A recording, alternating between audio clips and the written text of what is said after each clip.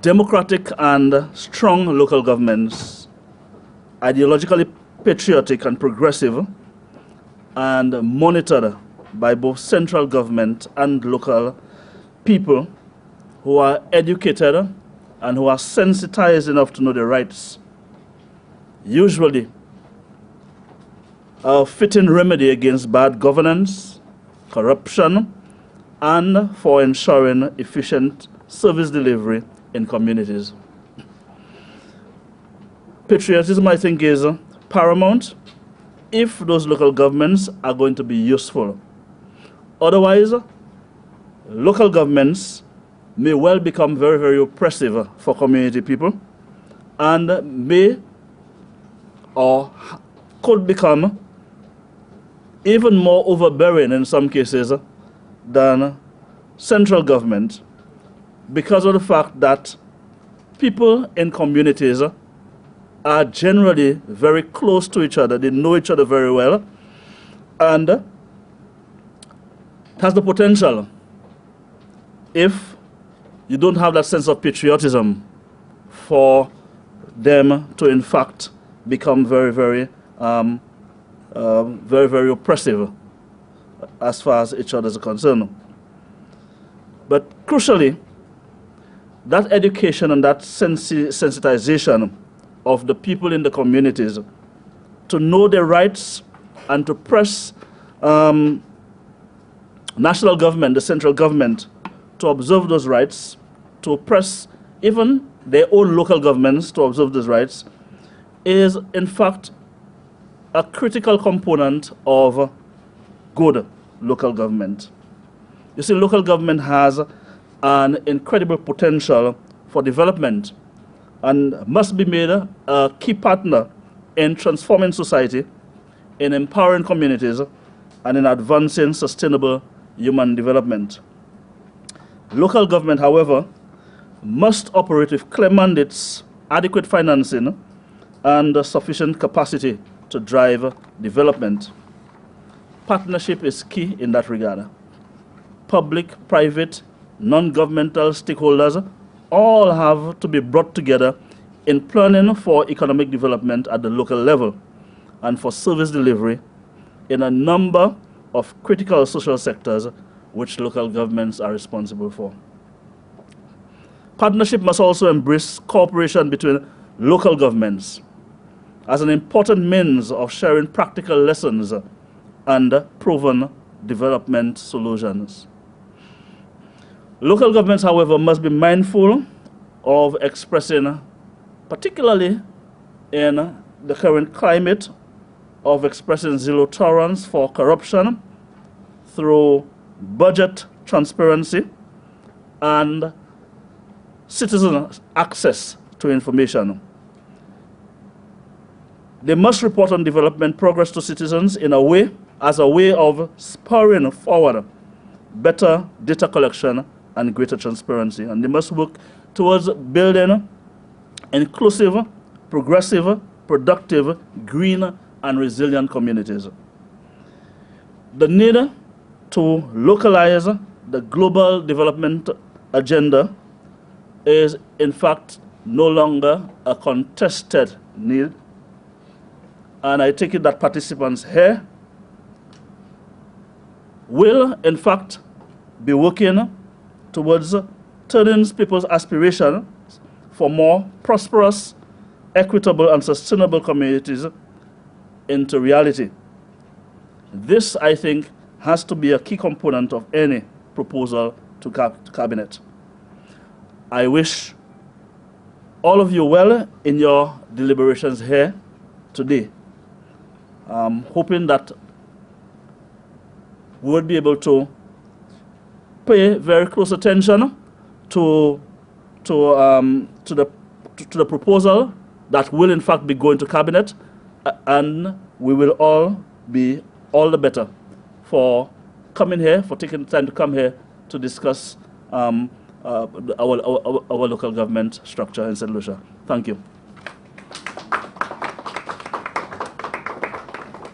Thank you, Honorable Minister, for your welcoming remarks and for joining us here at our conference. I now invite our Permanent Secretary of the Ministry of Social Transformation, Local Government and Community Empowerment, Ms. Juliana Alfred. Thank you very much, Mistress of Ceremonies. Good morning, ladies and gentlemen. I think Minister set the tone, so he said quite a bit that I won't rehash, but today's consultation is indeed very important for the Ministry of Social Transformation.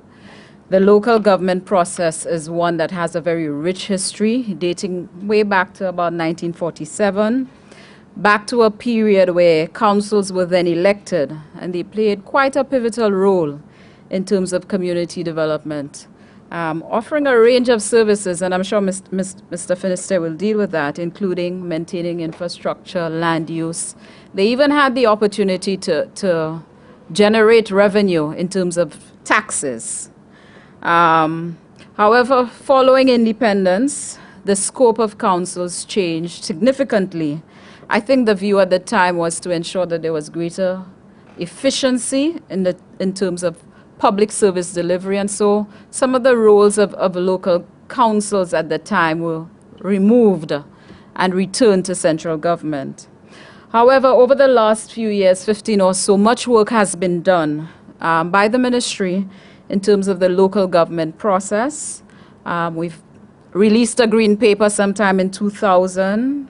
We developed a draft local authorities bill, 2011, and most recently the Act of 2012, which gave life to the councils that we have represented here.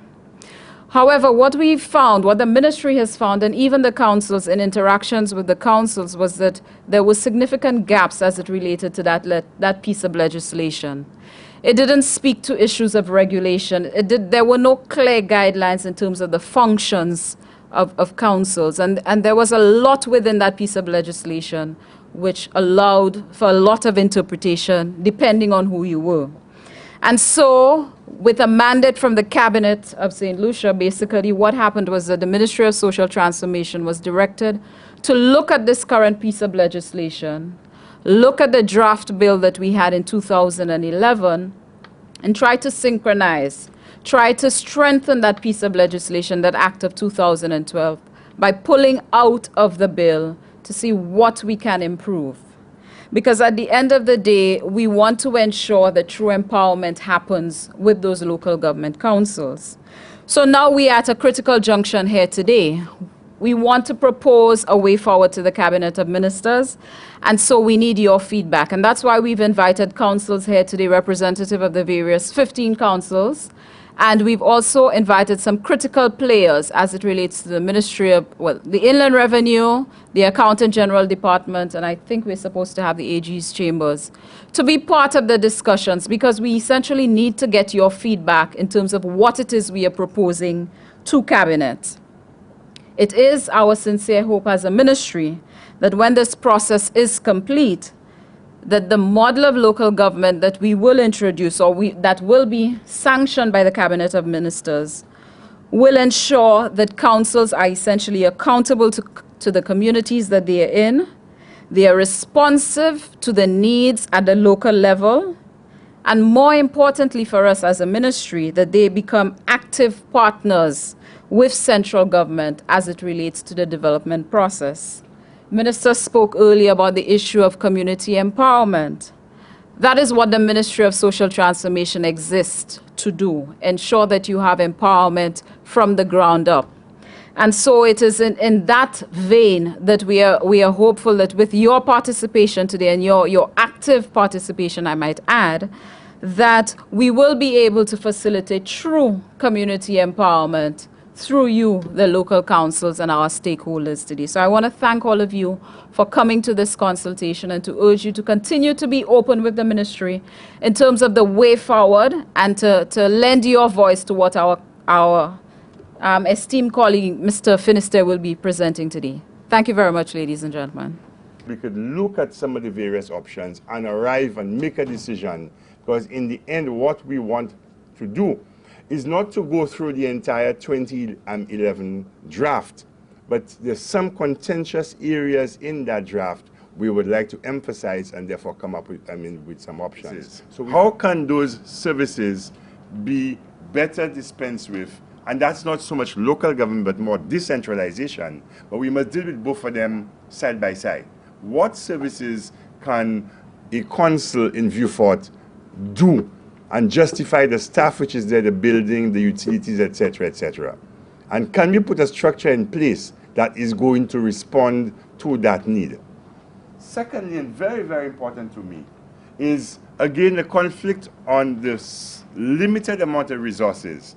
The Ministry of Local Government or the local government head in the expenditure is $16 million. And that's on the recurrent side. There's no capital works and so on. So to pay clerks, to pay staff, to do some of the work, $16 million.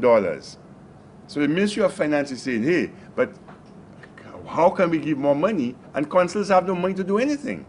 I was, for a brief while, in the chair at Grosley, and we had a small bit of money in the first year. By year two, the money was gone, and there was no allocation at all, except for the recurrent. My contention is that if we took a different approach, and that to me is key, if we took a different approach, can we not mobilize additional resources of finance, looking at the natural assets and natural resources within our constituencies, and can we not mobilize the human capital in terms of what we want to do? So I'm saying, is there something, and as we go along and we talk, what can we do if we given the autonomy? Because that is my premise of local government. Local government to me is a resource. It's a resource because more people doing more things, more brains, more ideas, you should get more done. But it should not be more people coming cap in hand to central government to say, give me more money. But central government itself must open and set the parameters, of course, within the financial, Administration Act. It must do that, as I think Karen said to us. We must be accountable in terms of what and how we do, with this money. And it's my contention that the current system cannot work. And then the last one is, as the minister said, you want people to participate in a democratic society. You want groups and CBOs not to be shut out and told you cannot come in this building, or this building is mine, or you cannot say, or because you're red, or because, you're yellow. We all St. Lucians, we all patriotic, we all want to participate, and that is what local government should allow us to do. To have an inclusive society at the community level, because in the past so much was done by people doing things jointly, by KUDME, etc., etc. The Permanent Secretary has already gone through this, that you used to have a very strong functioning system of local government before. I imagine there was accountability then. I don't know why now all of a sudden it is so very different. But one could understand that things like water resources and electricity, that the city council had its own power station, and Soufrière had a power station, before had a power station. And with the coming together of Lucelec and of Wasco and so on, you're trying to be much more efficient, and so you have national systems, and a lot of the power has been lost. And local governments used to do all of those things quite effectively, but this has all changed. So we won't go through all of this, because the Permanent Secretary has alluded to this, the Green Paper and the process and so on. I just want to point to the last point at the bottom, I want to point to this last point at the bottom. And I want to say it is ironic that the reform process has already been seriously hampered or set back, presumably at the one time in recent history when resources were channeled through local government authorities. And we all know what we are referring to. So a foreign government had a certain amount of money for community development. And I think it was a very, very good idea to put those resources at the community level where it is going to have the most impact, immediate impact. Unfortunately, local government is paying for it and being made the scapegoat. In my view, local government is not to blame. The people to blame are the people who usurp the system, right? I'm talking about the parliamentarians. They are the ones, I mean to blame. And so, just off the cuff, it kind of saddens me when I see community people being hauled in front of the courts to account for monies which we know exactly maybe where the error was. So that's a kind of a warning to us here that as local government practitioners who are given of our time and so on, a small stipend, not getting any resources, but it is ironic that when the resources were available, that those funds were never accounted for. And that is really holding us up right now. Because obviously you don't want those same mistakes. Obviously there is a fear and there is a concern that if we give those people more money without proper ring fencing and proper accounting systems and so on, what is to say the same things are going to happen again? So I think we are aware of the climate in which we operate, and therefore that's important. So the last part of the process is that a 3-person technical committee along with the staff. So Shirley Lewis is not here. I'm kind of very saddened by that because she did a tremendous amount of work as the chairperson of the City Council, along with Examine Philbert, who is a member from Calgary. And so some of the things you will see, some of the ideas you will see here really comes from that committee. Are all the councils to be equal? Do they all have the same needs? Is that really where we want to go? I don't want to talk, too much about the draft bill, the 2011 draft bill. As I go along, we will examine some of the key issues. So what I've done is try to distill some of the key issues: elections and revenue generation, right, and human resource management. Those are 3 of the key vexing issues. The fourth vexing issue is what is the relationship between the local government authority and the parliamentary representative. That is where a lot of the conflict really exists. I have won the election, I have won the right to run this piece of territory or to control it or to see what happens there, and then I have appointed a few people to work for me, with me, on my behalf, collaborate with me, and it really depends on the personality of that parliamentary representative. And I was in that system for a brief while. I am observing it, and I know some of the key players, and I can tell you that that is an area of real conflict. And that has to be looked at and defined. If it's not defined, and you as persons or as local councils don't derive your own legitimacy from somewhere else, and you derive your legitimacy from the person appointing you, then that is, I think, part of the problem going forward, and we have to resolve this.